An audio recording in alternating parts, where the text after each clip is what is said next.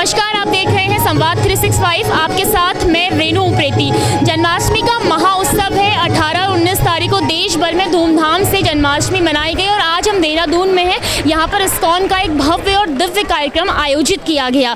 लेकिन कई सारे लोगों के मन में एक सवाल होता है कि इस्कॉन आखिर क्या है। जब यहाँ पे लोग जुड़ते हैं तो कृष्ण भक्ति वो करते हैं क्या, कैसा उनका अनुभव रहता है, इन सभी सवालों को लेकर मैं आपके पास आई हूँ। और मेरे बगल में जो महिला आपको पूर्ण रूप से कृष्ण भक्ति में लीन दिख रही हैं, ये उत्तराखंड की ही रहने वाली हैं, केदारनाथ से ये आती हैं और इनसे हम जानेंगे कि कैसे ये इस्कॉन से जुड़ी, कैसा इनका अनुभव रहा। सबसे पहले मैम आपका नाम? मेरा नाम निवेदिता विशाखा। अच्छा, ये आपका रियल नेम है या इस्कॉन से आपको मिला है? नहीं, मेरा रियल नेम निकिता है, पर मैं दीक्षित हूँ तो मेरा दीक्षित नाम है निवेदिता विशाखा देवीदासी। तो निवेदिता जी, आप इस्कॉन से कब जुड़ी? मैं 2013 से इस्कॉन से जुड़ी हूँ। अच्छा, ऐसा क्या रहा आपके प्रति कि आप इस्कॉन की तरफ आकर्षित हुई हैं? एक्चुअली मैं बचपन से ही बहुत स्पिरिचुअल रही हूँ, क्योंकि मैं ब्राह्मण फैमिली से हूँ। तो हमने बचपन से ही अपने घर में बहुत स्पिरिचुअल माहौल देखा है। अलग अलग टाइप के शास्त्र पढ़ना, पुराण पढ़ना, बहुत सारे श्लोक याद करना, सुबह जल्दी उठना, ये सब हमने बचपन से ही, हमारे अंदर ये कल्चर था। तो कहीं ना कहीं मैं हमेशा ये क्वेश्चन ढूंढती रहती थी। कभी शिव जी की पूजा कर ली, कभी दुर्गा की पूजा कर ली, बट सेटिस्फाई नहीं हो पाती थी कभी भी। बट जब मैं इस्कॉन में आई और मैंने भगवत गीता पढ़ी और मैंने जब भगवत गीता को अपनी लाइफ में फॉलो करना स्टार्ट किया और मुझे एक एक क्वेश्चन का आंसर मिला कि भगवान कौन है, मैं कौन हूँ, मेरा भगवान के साथ क्या कनेक्शन है, मैं यहाँ पे क्यों हूँ, मुझे क्यों इतना दुख मिल रहा है, मैं क्यों इतनी अनसेटिस्फाइड हूँ। जब मुझे सारे क्वेश्चन भगवत गीता से मिले, जो कि हमारे फाउंडर आचार्य श्रील प्रभुपाद ने लिखी है, तो मैं सेटिस्फाई हो गई लाइफ में। और उसके बाद मैंने फिर कभी सोचा नहीं कि मैं कोई सेकंड ऑप्शन देखूंगी स्पिरिचुअल जर्नी के लिए। तो मैंने फुल्ली डेडिकेट होकर अपनी लाइफ इस्कॉन को दे दी कि मैं अब इस्कॉन में रह के ही अपनी स्पिरिचुअल लाइफ को आगे बढ़ाऊंगी। करीब 9-10 साल का आपका सफ़र इस्कॉन से जुड़ गया है। जब पहली बार आप इसमें आई थी, क्योंकि कृष्ण की अगर हम बात करें तो हमारी पूरी भारतीय संस्कृति में उनके प्रति भक्ति दिखती है। हालांकि इस्कॉन एक ज़्यादातर उसको विदेशों में, देश में प्रचार प्रसार करने की एक अच्छा काम कर रहा है कृष्ण भक्ति दिखाने में ना। परिवार का कितना सहयोग था जब आप इस्कॉन से जुड़े? एक्चुअली परिवार का तो ईज़िली सपोर्ट मिला, क्योंकि मैंने जैसे कि आपको बताया कि मेरी पूरी फैमिली स्पिरिचुअल फैमिली है, तो मुझे बहुत ज़्यादा प्रॉब्लम नहीं हुई। उन लोगों ने भी अंडरस्टैंड किया।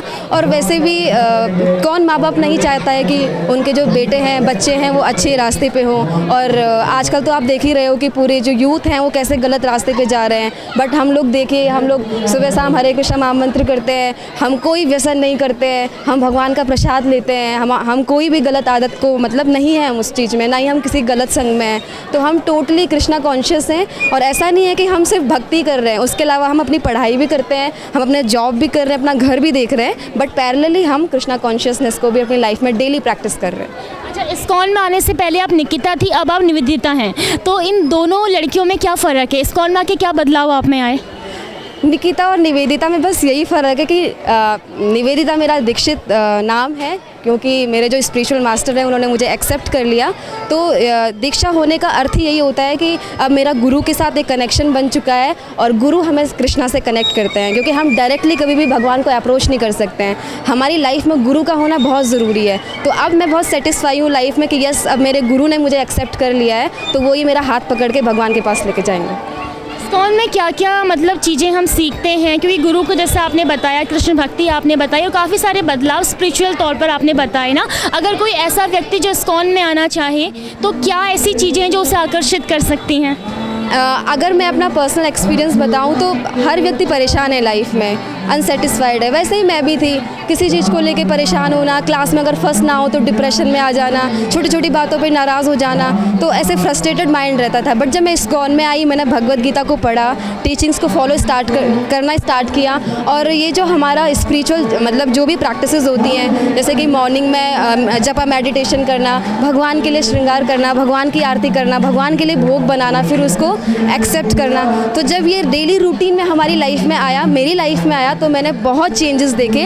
और मेरा ऐसा मानना है कि सब लोग परेशान हैं यहाँ। कोई भी व्यक्ति, मैं गारंटी के साथ कह सकती हूँ कि कोई भी ऐसा नहीं कह सकता है कि मैं खुश हूँ। कहीं ना कहीं वो डिससेटिस्फाइड है, कोई ना कोई व्यक्ति।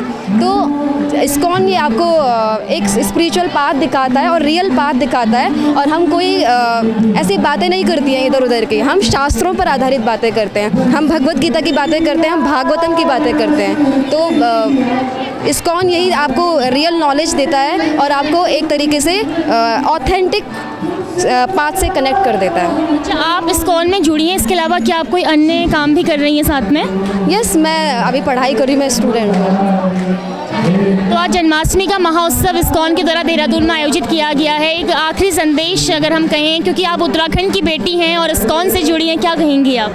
मैं बस सारे उत्तराखंड वासियों को यही कहना चाहती हूँ कि उत्तराखंड को देवभूमि कहा जाता है, जहाँ पे देवताओं का स्थान माना जाता है और यहाँ पे भक्ति हर घर में आपको देखने को मिलेगी। हर घर में लोग देवी देवताओं की पूजा करते हैं और नेचुरली वो लोग आध्यात्मिक हैं, उनको बनाने की ज़रूरत नहीं पड़ती, वो नेचुरली हैं। तो मैं बस सब लोगों से यही प्रे करना चाहती हूँ, एक तरीके से रिक्वेस्ट करती हूँ कि आप हमारे शास्त्रों को पढ़िए। मीन्स जो हमारे भारतीय शास्त्र हैं, हमारे सनातन धर्म के जो शास्त्र हैं लाइक भगवद गीता, भागवतम, उसको पढ़िए, अपना मनन करिए, चिंतन करिए, सिर्फ किसी की बातों में आके नहीं, आप खुद अपने शास्त्रों को पढ़िए। हमारा प्रॉब्लम यही है कि हम अपने शास्त्रों को नहीं पढ़ते हैं, बस एक दूसरे की बातों में आके हमेशा कंफ्यूज रहते हैं। तो अपने शास्त्रों को पढ़िए और जो हमारे उत्तराखंड को देवभूमि कहा जाता है वो नाम को सार्थक करिए। एक और सवाल आपसे करना चाहूँगी, अपने हाथ में ये जो भी इसे बोलते हैं, क्योंकि हमें नहीं मालूम और हमारे कई दर्शकों को भी नहीं मालूम है, इसके बारे में जानकारी दे दीजिए।